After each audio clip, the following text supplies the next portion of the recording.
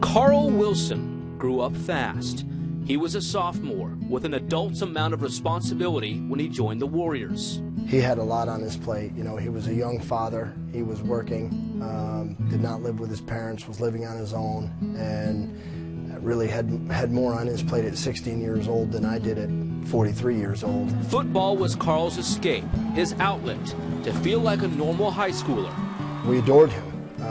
Everybody around loved him. He was one of those guys that didn't matter if you were in the band or the science club or a football player or just your average student.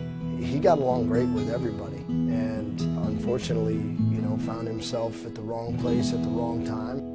And after a few short words, that's when officers say one of the members pulled out a gun and shot Wilson 3 times before running away. He was like another brother to me. Wilson's murder sent shockwaves through the Arlington community.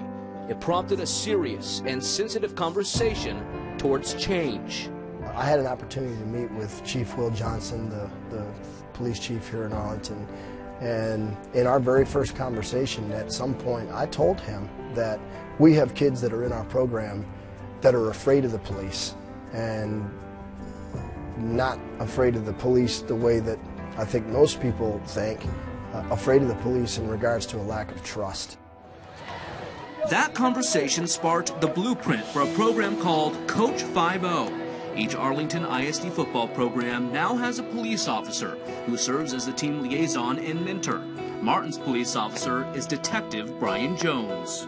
I was initially asked by one of my supervisors last September of 2015, I believe, and I jumped at the chance to do it. When we met Detective Jones, and he came at 10:45 on a Monday, you know, I introduced him to the rest of the guys, and then I told him on 10:45 on Mondays, we like to pump it up.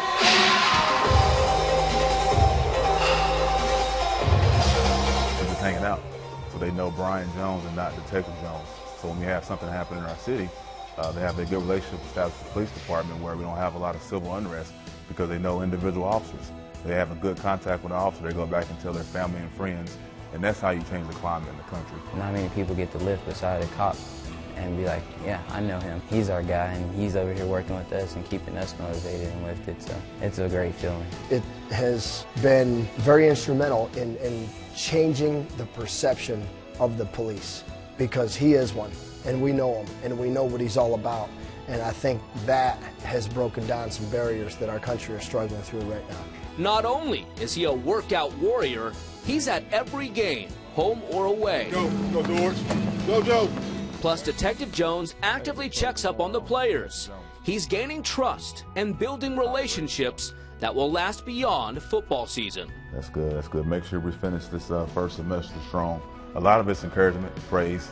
I'm not going to beat them up or discipline, just give them some good love on these kids as far as good encouragement and good direction where you need to go. Everybody's talking about the problem, and so few are talking about the solution.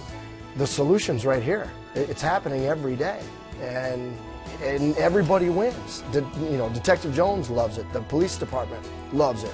Our coaching staff loves it. The parents love it. The kids love it. No one loses in this program. We'll never know truly what his impact is until 15, 20 years down the road, but I can see it. I mean, I can see the changes that are being made on a daily basis.